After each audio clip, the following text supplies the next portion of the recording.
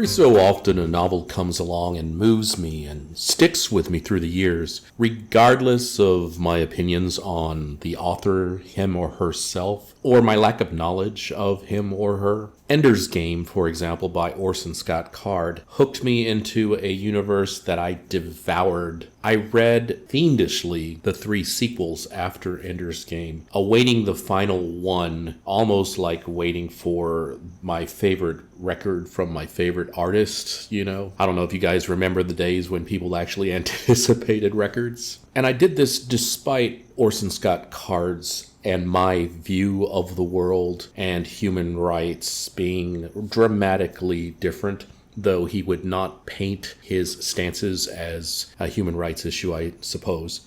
William Golding's Lord of the Flies haunted me and opened up my mind to new ways of examining human nature, religion, and government. 100 Years of Solitude by Gabriel Garcia Marquez is such a book, though I'm not exactly sure what it has taught me. Regardless, having read it just last night, then feverishly reading about the author, my review is going to feel a bit fly by the seat of my pants. The novel can be best described as a work of magical realism, and yes, I know, the genre sometimes gets a bad rap for introducing strange and supernatural phenomenon simply as a way to make otherwise mundane melodrama feel more interesting. Or even worse, the supernatural elements are mixed with examples of awkward and eye-rolling verisimilitude that derail any sense of magic or just makes things feel absurd. Gabriel Garcia Marquez doesn't fall into any of these cheap traps. 100 Years of Solitude is a masterpiece. The solitude that is spoken about here is experienced by members of the Buendia family. 7 generations of the Buendia family, by the way. It does cover 100 years. And this solitude is mostly a consequence of their own devices. The only solitude, and I'm saying that word a lot here, that is forced upon any characters are probably Aureliano and his mother. And even then, when given the opportunity to experience freedom, he still withdraws into his own world, at least at first blush. As stated, I put the novel down and I looked up information on the life of the author. I can now say that the solitude experienced by all the characters may be a consequence of their lack of free will. By mere accidents of their birth, their social, their religious, and their political upbringings, this didn't just steer the paths that each character chose, but it was literally, and I mean literally when I use this word, written in prophecy. The quote-unquote historical events described in this book are done in a narrative that is sometimes journalistic, often eloquent, certainly dense, and eerily magical. His style is also, as a matter of fact, deeply passionate and strangely dispassionate at the same time. The book leaps back and forth in time, by the way, and from one human emotion to the next, spanning the whole of human expression without jarring tonal shifts. I think he accomplishes this by treating the historical aspects the same as the magical ones, as experiences filtered or reported journalistically, yet with such poetic sentences that it often leaves me speechless. Some of the real-life events of the author, who is not writing himself into the book, by the way, some of the real-life events of the author inspire passages here, and they are woven into fictional events here and presented almost as legend, despite the almost journalistic depiction of these events. For example, banana companies coming in and running the town, the civil wars, and things of that nature. In his life, he was a journalist, right? So he experienced a lot of these issues. He had become a pretty public socialist. I believe he met the leader of Cuba at one time. Regardless of the politics and the civil wars and whatnot mentioned in this book, this is really a human drama, so you can get something out of this book regardless of what your worldview is. This is not that kind of book. From the civil wars to the greedy banana companies, to the destruction and desolation left behind when the companies violently put down worker dissent and ultimately pack up and leave, from all of this comes a sense of decay. Premonitions, enchanted butterflies, and other supernatural occurrences are woven into passages as if they were perfectly normal phenomena. Now, that is certainly a cornerstone of magical realism. So there is a story arc that takes place not just with each of the characters in the story, but also with the world building itself, where each life you have birth, and then you have the vibrancy and the riot of youth, and then, your 30s and 40s, you are finding your purpose and whatnot, and finally, as you get older, you wind down. Well, this is reflected not just in the individuals in the story, but in the town itself, the fictional town of Macondo. All the events and calamities befall the family, but each experiences things from their own point of view, often withdrawing into their own minds. The fictional town of Macondo reflects the increasing solitude experienced by each character. It's almost like they rhyme together. What's happening to the characters happens to the town itself. The town becomes increasingly isolated from the rest of the world, as do the individuals. Macondo, along with the Buendias and each individual, they retreat into themselves and are abandoned in cycles, doomed to repeat each in each generation. The rich, vibrant town of Macondo becomes totally desolate towards the end as the resources are squandered, and it ultimately ends up an empty shell itself. This is echoed by the vibrancy and the vigor of its characters eventually aging and succumbing to their own fates. Because this is multi-generational, as this is happening, one character will go into a steep decline while another one is experiencing their vibrancy. So there's never this continual, dull sadness to the book. There's a lot of joy mixed in. Everything is kind of happening all at once and in cycles. It's important to note that the family isn't isolated in the strictest interpretation towards the middle of the book. Indeed, several members were founders of the fictional town of Macondo, and several go on to be famous throughout Latin America and the Caribbean. But the book takes each character, of which there are so many, and does a deep dive into them, peeling away their souls like layers of an onion. And just like souls being a layer of an onion, where the Hindus believe that there is a true self, a true soul, a true onion at the center of all those layers, Buddhists believe that once the layers are peeled away, there is no onion left. To a Buddhist, there is thinking and no thinker to be found. It is up to the reader to decide if any of these characters are the Hindu or the Buddhist variety once their stories are slowly peeled away. It's also up to the reader to determine if the layers are understood as inherent to each person or if they are just puppets on a string.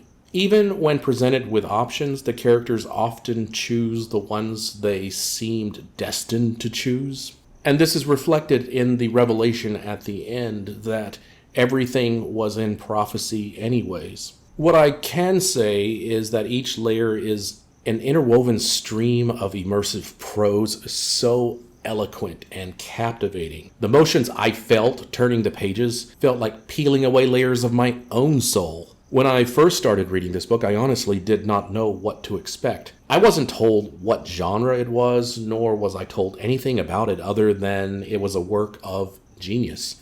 That's it. I knew people who were huge fans of the book. I can only describe this book as a centennial, operatic, quasi-magical realism work of fiction unsurpassed by anything that I've read before. It's a work of pure genius. As many of you know, I'm a fan of much of the work by Japanese author Haruki Murakami, and often thought that perhaps Japanese and American authors had a stranglehold on concepts of magical realism.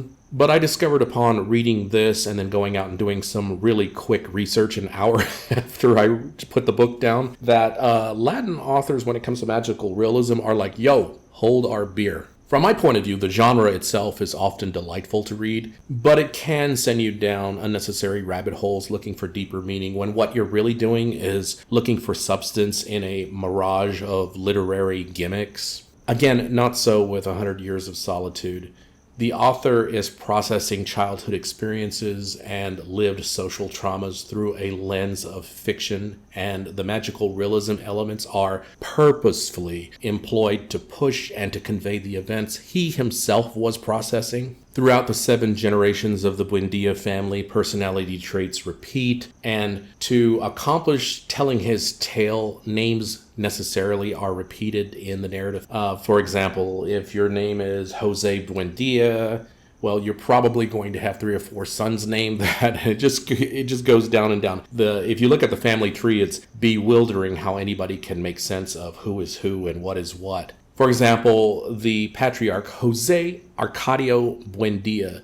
It's a name that is repeated ad nauseum and to great effect in the book. He isn't treated so much as a man, but a mad genius in parts, a visionary in others, and at all times larger than life, almost a mythical character. If his progeny were the chosen, he is definitely your Abraham in the story. Where you would expect the pronoun to be dropped, such as he headed south, the author instead opts to say that Jose Arcadio Buendia headed south. Aside from the aforementioned grandiose cult of personality building this technique kind of reinforces, it also serves to reinforce his persona and to distinguish him from other myriad similar names, as well as family members who are introduced in the story pretty early on. And indeed, the tale spans generations and a century. The repeating of names also helps the reader remember who is who, though, trust me, that is a bit difficult. Think 7 generations of George Foremans.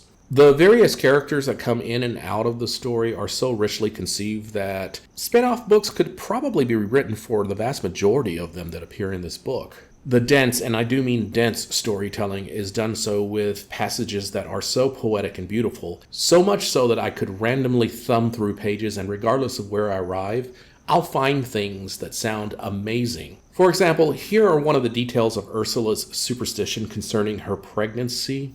One night, when she was carrying him in her belly, she heard him weeping. It was such a definite lament that Jose Arcadio Buendia woke up beside her and was happy with the idea that his son was going to be a ventriloquist. Other people predicted that he was going to be a prophet. She, on the other hand, shuddered from the certainty that the deep moan was a first indication of the fearful pigtail, and she begged God to let the child die in her womb. But the lucidity of her old age allowed her to see, and she said so many times, that the cries of children in their mother's wombs are not the announcements of ventriloquism or the faculty of prophecy, but an unmistakable sign of the incapacity to love. There is so much to stew over in that one little section. It highlights Ursula's instincts to protect her family, her superstitions and her fears. Her husband experiences the same thing but comes to absurd conclusions. But it also reflects his more adventurous, outgoing spirit. The tone is both humorous and ominous. The author could have just said that the two were superstitious, as were the rest of the family. It's the way that he puts his words together that make the book so compelling. The reading of the 100 Years of Solitude is a mix of beautiful prose and drama, and it's like viewing 2 dancers in perfect unison to me. But ultimately, the superstitions noted in the book aren't shown to be that at all, at least not from the point of view of several of the characters. There is a real and definite magical realism element here. It's easy to forget while going through page after page, paragraph after paragraph, of some of the most beautifully constructed sentences that I've read in a long, long time, but it is a book of magical realism. I mean, just randomly thumbing through, I went through this line that I loved. She felt so old, so worn out, so far from the best of her life that she even yearned for those that she remembered as the worst. And this isn't even one of the gotcha sentences in that passage. Now, I could go on for hours talking about the various aspects of this book, but right now I don't think I would do it justice.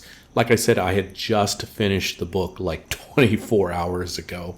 This is something that requires weeks of research in order to do it justice. So what I'm going to do here is just highlight some of the things that I noticed about it. Number 1, the fictional and historical events in this book are based on real ones that the author experienced, so sometimes they feel deeply personal or visceral. Number 2, the patterns are doomed to repeat themselves in this book, so everything kind of feels eventual. Trust me, this is not a joyless book. It's actually a really, really fun read. The characters are so vibrant. Some of the situations that occur are just out of this world and just crazy. As a matter of fact, I've read that there is a Netflix series based upon this. I don't know if I'm going to bother watching it. I tend to be really apprehensive about stuff like that. But obviously, if Netflix has decided to do an entire series on this book, then yeah, it's not this dull, drab kind of book. As a matter of fact, I believe that I read somewhere that it sold 50 million copies in his bio. Or I'm sorry, not in its bio, but on an online webpage that I read about the author. Again, I didn't take notes, and this was only about an hour of feverish Googling on the guy, so I think it was 50 million. It could have been 30 million, I'm not sure. Number 3, expect generations to pass in the passages rather quickly, but the timeline to jump back and forth depending on what memories they are sharing or recalling, so it can be a little bit confusing. Number 4, expect the characters to be morally complex and at times even hypocritical. The deeply religious ones do things that are disappointing for me and sometimes cruel. Although this is not a repudiation of religion, they're just very complex characters. The ones who work in the houses of ill repute sometimes come across as, the whores with the golden hearts or whatever, but it's more complex than that. They also have their own vices. Finally, number 5, because the patterns repeat themselves, the book often feels like it's not ever going to end until the matriarch dies. Once the matriarch dies, then you get a sense that the end is near. There is a tonal shift that is noticeable, yet it's not jarring. All right, let's see what we can see. I'm just going to go ahead and say this. My review is going to be full moons across the board. This thing was a joy to read. It took me a really long time to read it, not because of how difficult it was. I didn't find it necessarily difficult because the prose were so beautiful. I just am in a period of my life right now where I'm kind of busy with other things. So that's what kind of slowed me down. But I'm giving it full moons across the board here, guys. 100 Years of Solitude is a masterpiece by Gabriel Garcia Marquez. If you enjoyed this video, please like, comment, and subscribe. And again, thank you so much, everybody.